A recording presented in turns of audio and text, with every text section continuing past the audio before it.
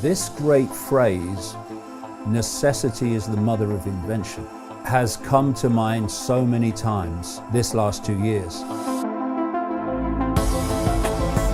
The human mind has such ability to tap into creativity. Life so often gives you your greatest gift, brilliantly disguised as your worst nightmare. But what that does is remind people of a simple fact, where the power really is.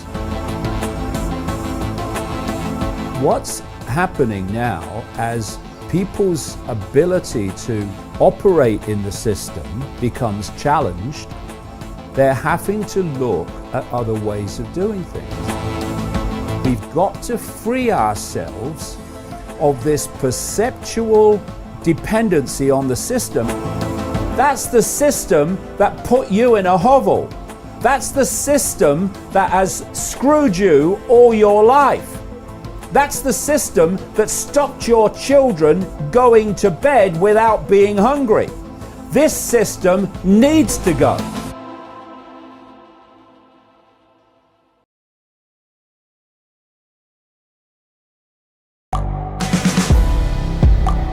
The world is changing. Inspiration is everywhere.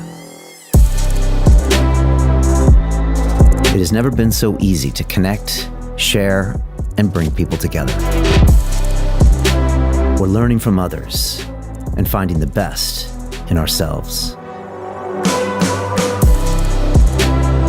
Challenging our beliefs. Sharing our vulnerability. Overcoming our fears. Transforming ourselves so we can transform the world. How far can we go? This is London Real. I am Brian Rose. My guest today is... Hi, it's Brian Rose from London Real. You probably know that we've just recently been re-platformed on YouTube after 25 months completely in the dark. The truth is, I really need your help.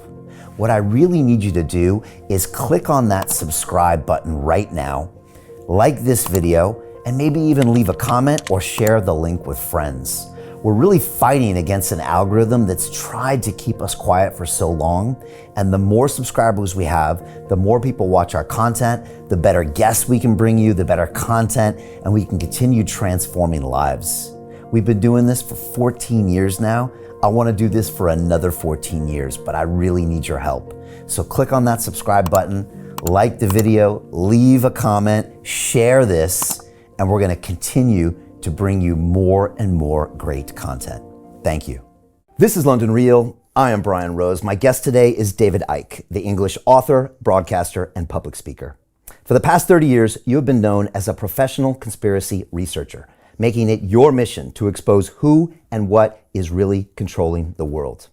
You are the author of over 20 books and have lectured in over 25 countries, speaking live for up to 10 hours to tens of thousands of people from all walks of life. In 2020, you and I conducted an epic series of 5 record-breaking, long-form live broadcasts which fundamentally changed the world, allowing tens of millions of people access to an alternative narrative that was crucial in understanding the complicated and challenging times we faced.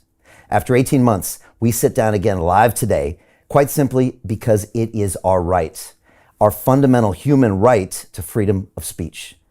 As I've said before, David, while I don't agree with everything you say, I will defend to the death your right to say it.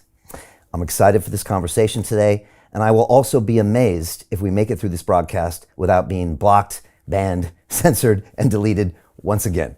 So David, welcome back to London Real. Thank you, Brian. It's like another lifetime I last sat here now. I mean, time's an illusion anyway, but it seems to be passing so fast. Yeah, and it's perfect because we can get perspective on what we talked about and what's happening now. So I appreciate you being here. I just want to start by reminding everybody that we are streaming live now on our Digital Freedom platform. It's a censorship-free, independent broadcasting system that was built back in 2020. It's of the people, by the people, for the people, and it's available exclusively on our website at freedomplatform.tv. Can everyone watching us right now please share this link via the sidebar to any and all of your social media channels, Telegram chats, email lists? Let me just repeat that. Can everyone watching now please share this link via the sidebar to all of your channels? This is really important. Simply ask your friends and family to give us 15 minutes and then they can decide. During our 5 conversations in 2020, nearly 75% of our viewers came from sharing this episode. So again, if everybody could share this all to your contacts and your platforms. David, I pledge to you and everyone watching this that none of this conversation will be edited, censored, removed, or banned, and that anyone in the world can watch the full version of this episode for free at freedomplatform.tv. Here at London Real, we've been fighting for freedom since 2011, and David, I'm pleased to have you back here today. Before we start, I want to take a couple minutes just right now and bring everybody up to speed on exactly what happened in 2020 when you and I conducted 5 live stream conversations on London Real, because I think it's highly relevant to the world that we face today. So let's go back. On March 18th, 2020, we kicked off the Icke series with our first conversation of the year, where I asked you to help make sense of the early days of the pandemic. There was a global market crash, and the UK wasn't yet on total lockdown. The episode immediately went viral and was watched over 10 million times by people from around the world that were keen to listen to a different narrative than that was being presented by the mainstream media and the governments. Then, on April 6th, we broadcast Icke 2, which became the second largest YouTube live stream in the world that day, the first being that of the President of the United States. And with over 65,000 concurrent viewers, that was 4 times our previous live stream, that episode was expected to reach 40 million views, David, which would have made it the largest video podcast in human history. But 30 minutes later, you were here when it happened, the entire live stream episode was deleted, censored, and banned on YouTube with no explanation and no communication with us. Soon after, London Real was deleted, censored, banned, and deplatformed on every major technology company: YouTube, Facebook, LinkedIn, Instagram, Dropbox, PayPal, and many more. We were libeled in nearly every mainstream media publication, vilified by governments and regulators around the world. At this same time, David, you remember you were completely deplatformed from both Facebook and YouTube, while the UK regulator Ofcom censored the broadcast of Icke 1 that they put on the television channel London Live. Right? In response to all this, we decided to build our own digital freedom platform with the worldwide help of hundreds of thousands of members of the London Real Army. And on May 3rd, we successfully live broadcast Icke 3 to over 1.3 million unique viewers, making it the biggest live stream of a conversation in human history. Here we went deep on issues of economic totalitarianism, big tech censorship, and the upcoming vaccine agenda. We concluded the year by broadcasting Icke 4 and finally Icke 5 on location at the Isle of Wight near your home because you refused to wear a mask on public transport. And we respected that decision. Both episodes challenged the disproportionate response to the virus. They emphasized our sovereign right to our bodies and our minds. On a personal note, David, these were some of the most challenging times of my life, but also some of the most rewarding. During the 2020 lockdown, we never missed a single day of work here at London Real. We continued to broadcast 3 controversial and groundbreaking live stream episodes every single week from the leading doctors, scientists, economists, entrepreneurs, US congressmen, Nobel Prize winners, and 4-star generals. In total, we produced 57 live stream episodes on our digital freedom platform that would have otherwise been censored and banned by the big tech companies. It's important to note that in 2020, other independent media platforms like the Joe Rogan Experience, the Tim Ferriss Show, and Tom Bilyeu's Impact Theory went completely silent. We heard nothing from them. In 2020, London Real was the single source of real, uncensored, long-form conversations in the world, and I'm proud of that fact to this day. But towards the end of the year, I started to wonder if broadcasting video was doing enough. I looked at my home city of London, I witnessed the devastation taking place economically, psychologically, and I could see the long-term damage that it would be in everyone's lives forever. David, I've got 2 sons, they're 4 and 5 years old, and I thought that 20 years from now, they would ask me this question: Daddy, what did you do during the great pandemic of 2020? Did you make another video or did you do something about it? So on November 1st, 2020, I announced my plans to be the next mayor of London. And I spent 7 months traveling over 5,000 miles on my battle bus to every single one of London's 32 boroughs, talking to real people in real communities about real problems. We published a 50-page detailed manifesto showing how to safely get London back to work, use science-based protocols, solve knife crime, improve transport, and build housing. I was also famously banned from campaigning by 10 police officers who surrounded me in 5 police vans. All this was captured on a video that went viral. Needless to say, we were on the road the next day fighting for free and fair elections. David, on May 8th, I went to City Hall. I remember like it was yesterday, and I was told I would not be the next mayor of London.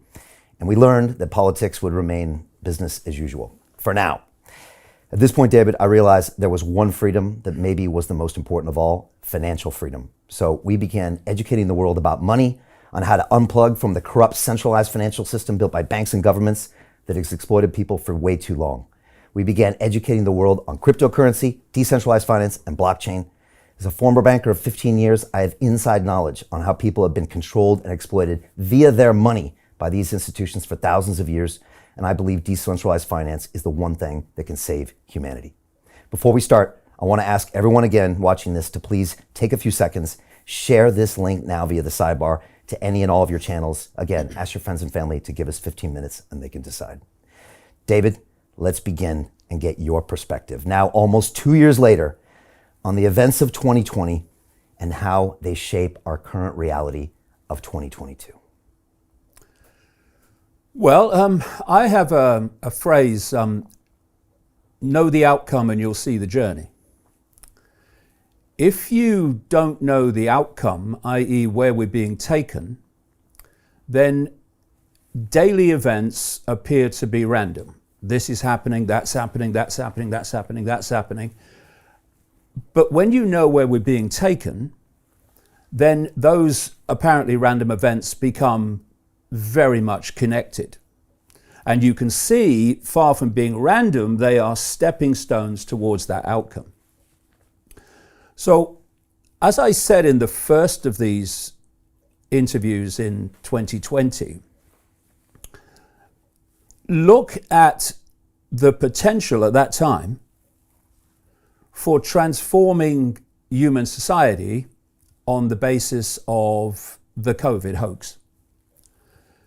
It has been a massive example of something I dubbed back in the 90s, problem, reaction, solution. And there's another version of this, which is a no problem, reaction, solution.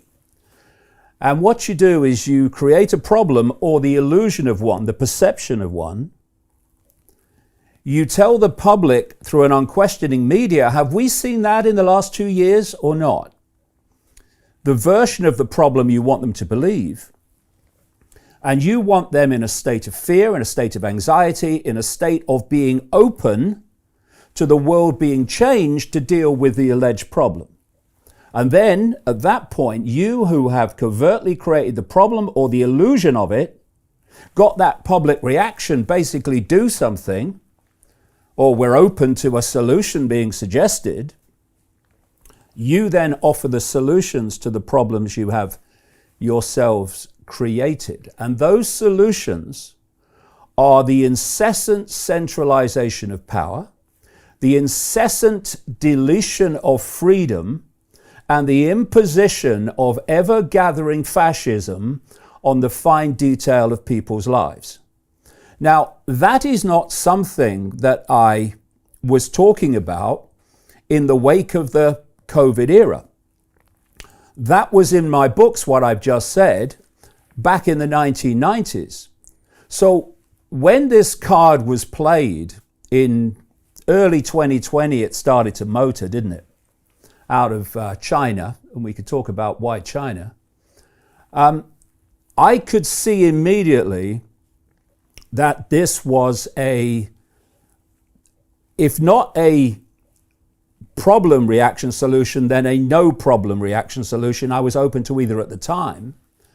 But the potential for global transformation of human society was so vast, it was obvious to me that this was no, again, random happening. Because, I've been doing this a long time. I'm in the 32nd year now. And, I've looked at this on many different levels, including the psychology of those behind it, what I call the global cult. We can get into that. And one thing I've seen very clearly over the decades is that, yes, some things kind of randomly happen in that sense. And this cult will think we can ride this wave to advance our agenda.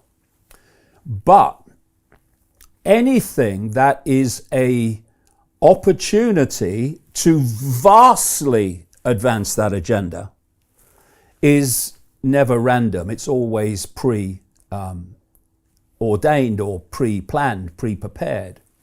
So you started to see the evidence emerge of Event 201, the Gates Foundation, World Economic Forum, Klaus Schwab simulation, just weeks before they played what I say was another simulation, a simulation of a coronavirus pandemic.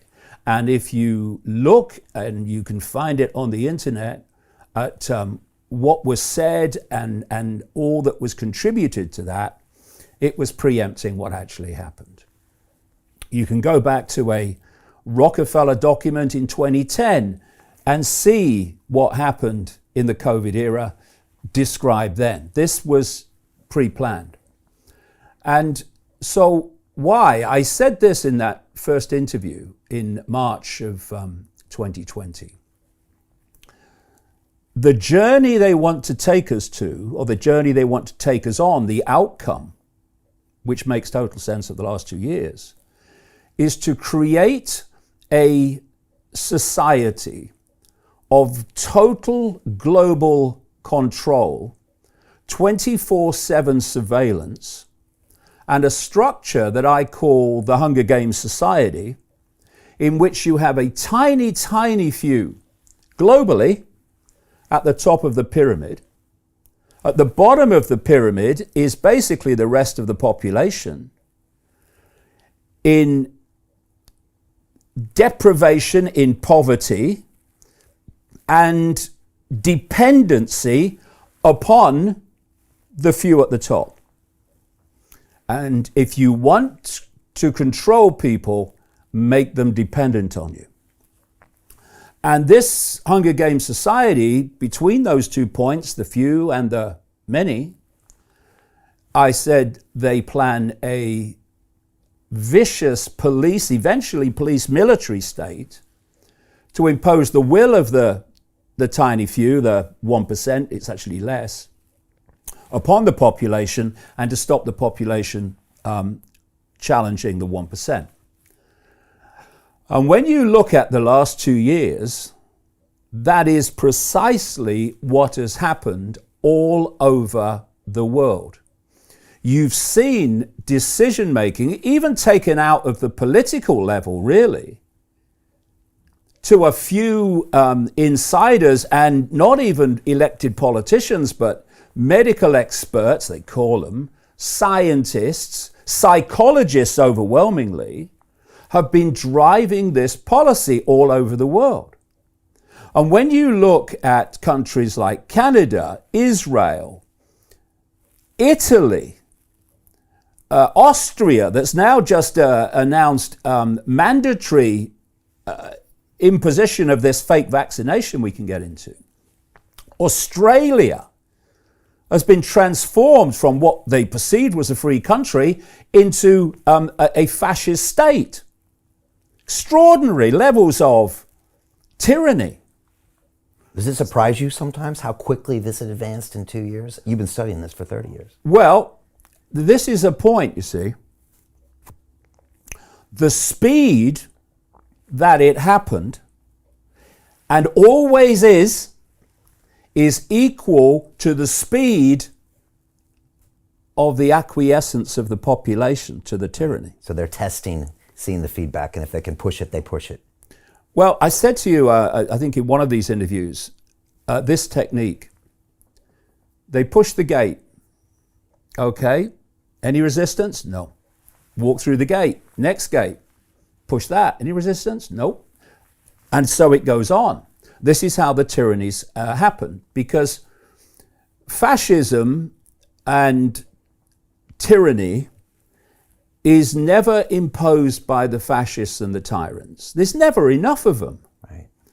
It's imposed by the population acquiescing to the tyranny. Look at the mathematics. I mean, one of the good things about the COVID era is that, and I said this in one of those early interviews, it's brought this out of the shadows and put it on public display. You know, people say, oh, you know, this is happening, that's happening. Well, it's always been happening, but you've not seen it because it's been done from the shadows. But what the COVID era has done is bring this global cult into the room where we can basically see it and see its techniques. And this gives us a fantastic opportunity, because now more and more people can see it, to rid this world of this manipulation once and for all. Because you don't address something you can't see and are not aware of. More and more people are now. The point I was talking about there, however, is this speed of acquiescence equals the speed of tyranny. Because look at the maths. We're closing in on 8 billion people in the world. And the core of the core of the core of this global cult, you'd get into a single room. Add all the other levels of this, add all the gophers in administration and all the agents of the inner core, add all the police forces, add all the military, and you're still looking at a tiny number of people to impose this compared with the population they are imposing it upon. And therefore, they have to divide and rule the population. So we're fighting among ourselves, and in that de-unified state, we're not looking up and seeing the strings attached to one group who's fighting this group. This group has the same strings with the same hands attached to them. We're being divided and ruled, so we don't come together in unity and deal with this. So throughout this 2 years, you have seen mercilessly employed the 4-letter word that is the whole foundation of human control and always has been: fear. Once you get people in fear, they look outside of themselves for something that will protect them from what they fear. And so in the early weeks into the spring of 2020, the fear card was played. And the fear was based on the unknown. This virus had come out of China. We saw pictures of all these bloody people collapsing in the street. Anyone seen anyone collapse in the street anywhere else from the same bloody virus? No, I remember those videos. Right. So what was that about? It was about terrifying the global population into acquiescence. And at that point, in the spring of 2020, people were thinking, what's going on? There's people collapsing in the street. There's this virus. Oh my God. So when, in unison, the politicians, puppets, came out and said, lockdown, lockdown, it's the only way, lockdown, social distancing, and all this stuff, people meekly went under house arrest. That's all it was, house arrest. I refused to, because they feared, in effect, the unknown. And 2 things have happened since. One is that a particular group of people, no matter the scale of provable repeating lies that they've been told and shown to be lies, no matter that, when the next lies are told, they believe them. And those people have gone deeper and deeper into the coma. They're the ones that just do what they're told without question. They hide, they put the face nappy on, they take whatever jabs they're told to have without even questioning what's in them. And I've been surprised by what I thought were advanced, intelligent, open-minded people that have just completely scared and complied. Yeah, and they did. So what you've got is three groups of people. Two of these groups have allowed this to unfold, and these two groups are responsible for every tyranny in human history. One is the group we're discussing. They do not question. They go into a state, and fear is part of the emotion that induces it. They go into an unconscious state where what comes in, this repetition, fear, fear, fear, go home, save lives, oh, you'll kill Granny. And it becomes an unconscious action. People, I call them press enter people. Press enter. The data goes in, what the government says, and the press enter, and they just do it. Then there's the second group. The second group doesn't want to do it. There's loads and loads of people who have had this fake vaccine, not because they wanted it, but they thought it would allow them to go back to normal or save their job or whatever. I do understand that. But they don't want to do it, but they fear not doing it. Right. So these are the two groups behind every tyranny in history. Those who do it without question, those that don't want to do it, but do it anyway because they fear not doing it.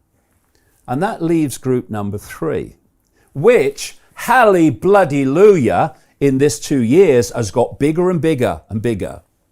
And that's the group, and I call them renegade minds, that sees what's going on and will not cooperate with it.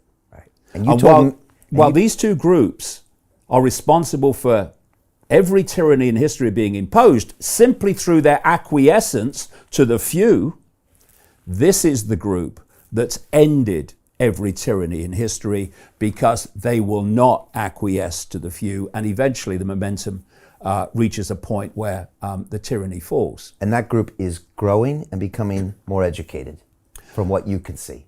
Well, I hear people say, and I do completely understand it, why aren't more people waking up, right? And I think, you should have been with me in 1990, 91, 92, 93, 94, 95, 96, and so on. What is happening today is extraordinary. Because, people say you predicted this and it's happened, you predicted that and it's happened. My response is, yeah, but that wasn't the idea. The idea was to alert enough people to stop it happening. But you knew all along that it had to get so bad and so in people's faces that they couldn't ignore it anymore. Because who wants to face this stuff? Who wants to turn their life attention to it? They want to bring their kids up. They want to look after their families. They want to have a good time. Of course they do. They don't want to do that. And if they have a getaway car in the mind where they feel they don't have to address that, like, oh yeah, it's just that Icke, it's just a theory, it's a conspiracy theory. Oh, shut up, he's done what he's talking about. No, it never happened, all that stuff. But when it's here, and the COVID era has put it here, then you either do what the first two groups do or you address it. Because you've got no choice, really. And what's happened, despite all the censorship, which has been hysterical, and it's not been hysterical censorship because of the power of this cult. It's been hysterical censorship because of the weakness of this cult and the weakness of its narrative. The only way its narrative, ludicrous, could be defended is if those that were unraveling it were silenced. But despite all that, the information still got out there. Yeah. And people have got more and more streetwise about what the agenda is, where the world's being taken, and crucially about the techniques that are used to take us there. And they're all psychological, because the few cannot control the many physically. Impossible. They want to do that by connecting the population to AI, so AI becomes the human mind, then they can do that. But up to that point, they can't. The only way the few can control the many, the vast many, is by controlling the perception of the many, which becomes the behavior of the many. And this is the stadium in which the whole damn conspiracy is played out. Human perception. You get human perception, you've got human behavior. What is collective human behavior? It's human society. Where does human perception come from? It comes from information received. So if you can control the information that people receive through censorship and through the education system, what laughably passes for it, and through all these sources of so-called information, you can impose that perception that suits you, which becomes the behavior, which becomes human society. So if we look at the what happened with so-called COVID, the perception was that there's a deadly virus and we're all in mortal danger. That perception led to people meekly going under house arrest without question. If you had a different perception, which is the one I had, then you thought, sod that, I'm not doing any of it. Because if you ask me to do moronic things and I do them, then I'm a frickin' moron, and I'm not. So I didn't social distance. I didn't not go out because I was told I couldn't. I didn't wear a face nappy. I'll die first. I never even had that stupid bloody thing on your bloody head with your temperature. I won't do it. I will not play a part in my own enslavement and my children's enslavement. I will not do it. So I had a different perception. So my behavior was completely different. Why my perception was different? This is the stadium in which it's been played out. So what's happened in the last 2 years is the perceptions of vast and increasing numbers of people have changed. They have started to see the world is not controlled by the forces they thought that they were, like governments and prime ministers and presidents. And they've started to see the techniques of manipulation. They've started to see where we're being taken. And the result is that ever larger numbers of people are behaving differently because they're perceiving differently. And this is making it far, far harder for authority to sell its agenda. Because if you look at what's happened, particularly in England, where this rollback suddenly happened out of nowhere, in terms of, you will have noticed this, in terms of great numbers of people, the authorities have lost them. They're not frightened anymore. Right. Not only are they not frightened anymore, they have started to suss what's been going on. You've been lying to us to make us frightened, so we'll do what you want us to do. And what you want us to do is nothing to do with health. It's about imposing this ever-gathering imposition of tyranny. And when you lose people in terms of fear, it's very difficult to get them back. And you know, it's great what's just been announced in England, which is the rolling back of stringent measures. Yeah. It looks like a success against this. Yeah. It looks like people are getting their rights back. Yeah. And you're saying it because they couldn't push through that next gate, so they decided to relax it a little bit. But well, that's part of it. Part of it is the pushback in England. Part of it is that about 100 of Boris Johnson's government's own backbench MPs have said we're not having it. And then the stuff comes out about parties at 10 Downing Street right in the middle of a time when everyone else was locked down and told they couldn't, party or do anything like that. That's taken the moral authority away from any government imposition of restrictions. What do you mean? You ignored them. So this has been a package of things that has pushed back and led to where we are now. And I think there's something else in the background that we don't know about yet. Because if you remember, we were coming up to Christmas in England, and suddenly, right on cue, Omicron, right? Yeah. And they started, Omicron, you must be frightened of Omicron. Never worked like it had before. You lose the fear, you lose the people. So this is a victory, or this is just a temporary occurrence where they wait till there's another event and a way to advance the agenda and the information. Right. Or is this something we can ride as the renegade minds to kind of get more people involved? Two things to this. First of all, like I say, they were pushing towards restrictions as they were coming towards Christmas. Suddenly they announced they weren't going to do it at Christmas, maybe New Year. They went to New Year and they didn't do it. And then if you notice, all these kind of lunatics in the government sage scientific advisory groups, they started to go silent. It had all been, we need lockdown, you need a social distancing, we need masks, we need all that stuff. And they've kind of rolled back, it's all gone quiet. Chris Whitty, are you still alive, by the way, the Chief Medical Officer? What's happened to you in the last few weeks? So something's gone on in the background. But of course, we are always one more big scare from them justifying going back into it in England.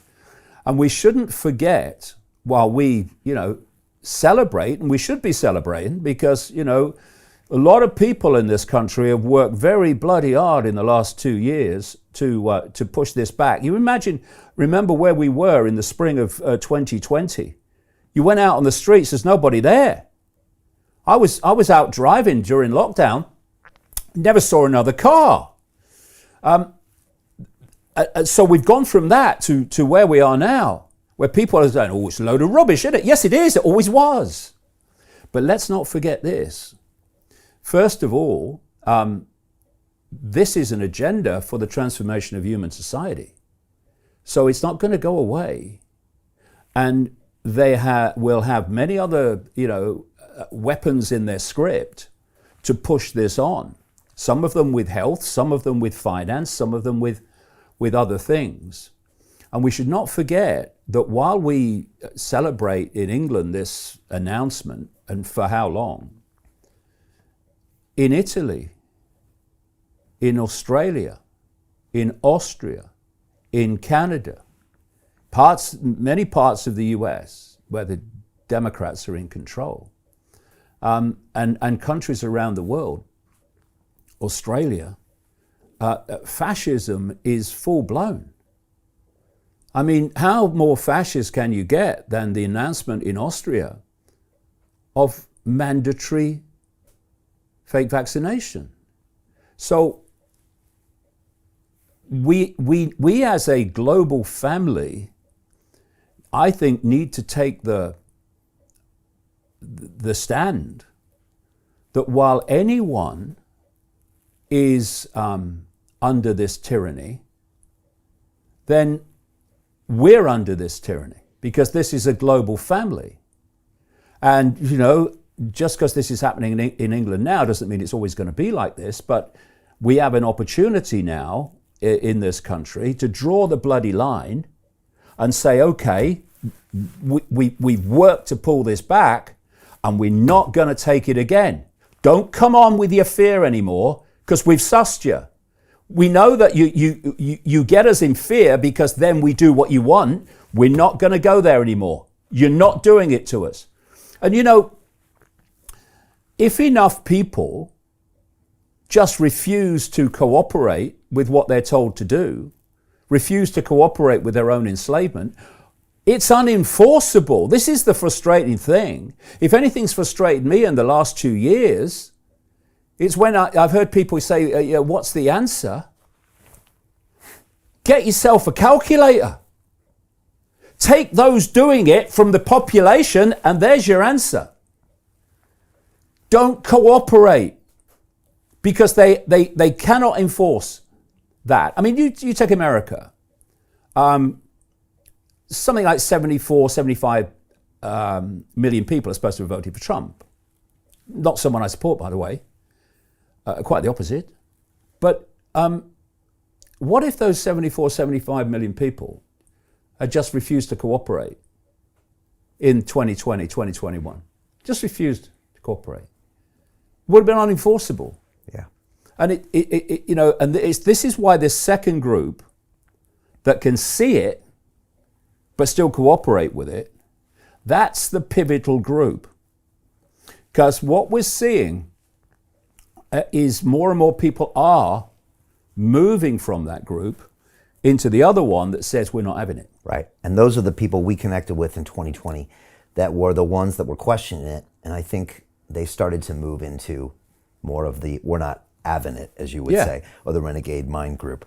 It's been hard to watch Australia because typically it's been a big fan base for us and people that are always thinking forward, new ideas, and to watch it being locked down, it's unbelievable sometimes to watch it. And like you said, it's happening right here on our earth, and we're watching it happening in front of us. Well, what's the one of the things that's really woken people up is exactly what you've just described. If you'd have said to people in the early weeks of 2020 that the world was going to be like it is at the turn of 2022, they'd have laughed at you. They would have said that's ridiculous. You know what they would have said? We would never let that happen, right? And then 2 years later, it's all happened. And what this has done for lots and lots of people, they got them to a stage of basically all bets are off. If this is possible, what's happened? Anything's possible. And what I'm finding is that more and more people are becoming open, even to there's lots of them, far out things that I've said over the years. They're becoming more and more open to them because what has happened in the last 2 years is just extraordinary in terms of the transformation. And so it's opened a lot of minds up, and that's been a good thing. And you know, this cult would have factored that in, but I don't think they reckoned for quite the awakening that's happened. Right. What does the next 12 months look like from a virus perspective, and what do we need to be aware of from data, from testing, from new variants, maybe 12 months, 24 months, and then of course I want to talk about vaccines. But before we do that, what should we be aware of? What do you think's coming? Like you said, I speak to taxi drivers all the time, black cab drivers, and they were asking me 3-4 months ago, do you think it's over? Do you think it's over? And I was thinking, you know what? Something around Christmas sounds like something that could happen. And then it all was written in front of us with this crazy Greek letter that sounded good called Omicron. And again, I was watching it almost played out like a play, like a Shakespearean play. Yeah. What should we be on the lookout for the next 12 months, 24 months? Or is this 10 years or the next 100 years where we will be used the virus as a fear? Oh, the time scale is much shorter. They have a time scale to 2030 for absolute transformation of human society, including the widespread connection of the human brain to artificial intelligence. So artificial intelligence becomes the human mind. So the time scale is very short. And so the script that's been unfolding since the COVID card was played, it does not end now, clearly. I mean, it's pushing on mandatory vaccinations and stuff for the first time in Austria. And in this script ongoing will be many, many other